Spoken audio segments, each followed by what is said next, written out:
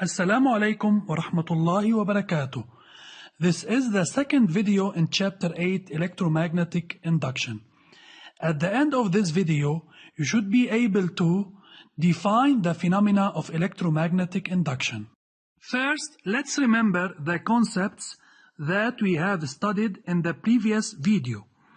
1. The magnetic field created by a rectilinear wire is expressed by B equal 2 times 10 to the power minus 7 multiplied by I over D. 2. The magnetic field created by a solenoid traversed by a current is B equal mu 0 multiplied by N multiplied by I over L. 3. The electromagnetic force is expressed by F vector equal I multiplied by the vector product between L and B. Or the intensity of the force F is equal to the absolute value of IBL sine alpha. 4. The magnetic flux phi of number of turns N is expressed by phi equal NBS cosine the angle between the vector of the magnetic field B and the normal vector of the surface N. Introduction. Did you ever ask yourself any time, how do the following machines work? An electrical generator, a credit debit card readers, an induction stove. All these machines and others work by electromagnetic induction. To understand the electromagnetic induction, we are going to study the following experiments, starting with experiment 1. In this experiment, we are going to use a solenoid, a galvanometer, which measures low intensities of electric current, and a bar magnet. Take a moment to observe the procedure of the experiment.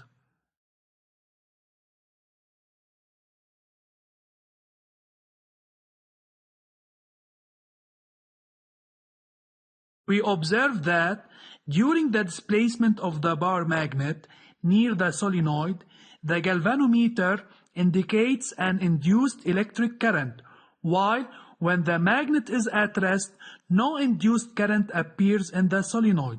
Knowing that the displacement of the magnet leads to the variation in the magnitude of the magnetic field created by the magnet. Experiment 2. In this experiment, we are going to use two conducting rails, a resistor of resistance R, a source of uniform magnetic field perpendicular to the rails and directed inward, and a rod free to move along the two rails. Take a moment to observe the procedure of the experiment.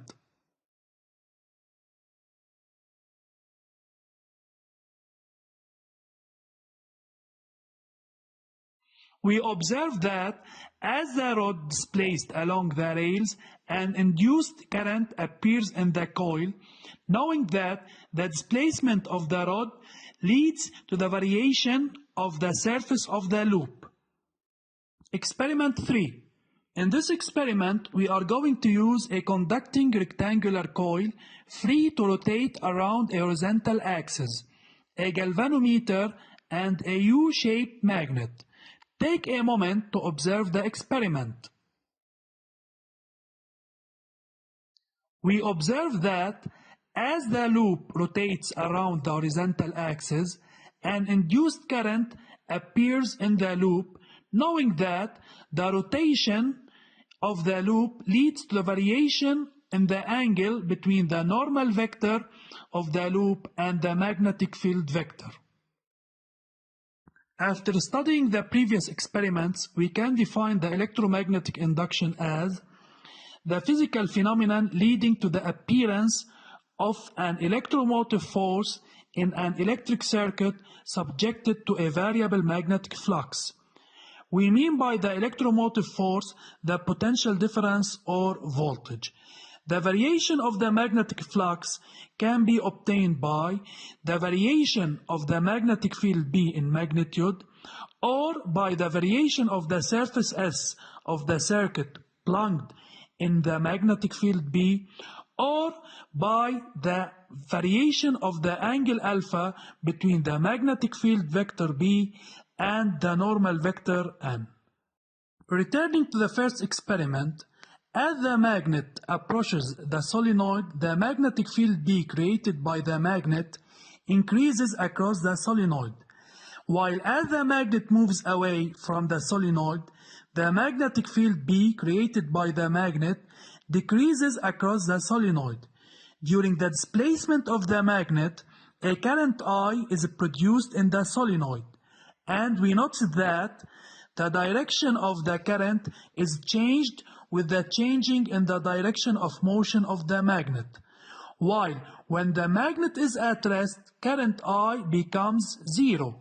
So we can conclude that during the motion or displacement of the bar magnet, the magnetic field B relative to the solenoid changes. The magnitude of the magnetic field varies with time. The magnetic flux varies crossing the solenoid, so the solenoid becomes the seat of an induced electromotive force E, and thus produced an induced electric current I in the solenoid. Note, the existence of the induced current I depends on the resistance of the circuit. I equal to 0 in an open circuit or in the case of closed circuit with infinite resistance. Returning to experiment 2, as the rod CD moves to the left, the surface area increases, while as the rod CD moves to the right, the surface area decreases.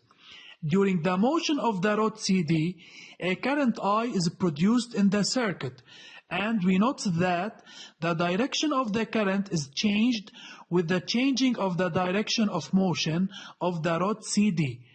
And when the rod is at rest, no current is traversed and I is equal to 0. So we can conclude that the motion of the rod varies the surface area S. The coil produces an electric voltage across its terminals. When the rod moves along the rails, the surface area swept by the rod changes, which results in a variation of the magnetic flux through the swept area. The rod becomes the seat of an induced electromotive force E, and an induced electric current I flows in the circuit since it is closed. Returning to experiment 3, as the coil rotates, the magnetic field vector remains constant, while the normal vector N, which is always perpendicular to the surface of the coil, turns with the same rotation of the coil, and therefore the angle alpha between B and N varies, where alpha is between 0 and 2k pi. During the rotation of the coil, a variable induced electromotive force obtained, while when the coil is at rest, the current becomes 0. So we can conclude that the rotation of the coil varies the angle alpha between the uniform magnetic field B and the normal vector N. Then the magnetic flux crossing the loop varies, so the loop becomes the seat of an induced electromotive force, and it carries an induced current if the circuit is closed. General conclusion. The variation of the magnetic flux leads to electromagnetic induction. The phenomenon of electromagnetic induction is the production of an electric voltage in an electric circuit by the variation of the magnetic flux in this circuit.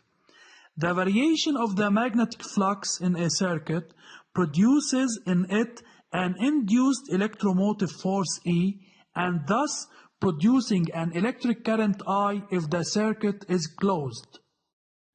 Summary. 1. Electromagnetic induction is the induction of an electromotive force E in a conductor when it is placed in a variable magnetic flux. 2. The variation of the magnetic flux is obtained either by the variation of B, or by the variation of S, or by the variation of the angle formed between B and N. 3. The variation of the magnetic flux in a circuit produces an induced electromotive force E and an induced current I when the circuit is closed. This is the end of the second part. Study it well and thank you for your attention.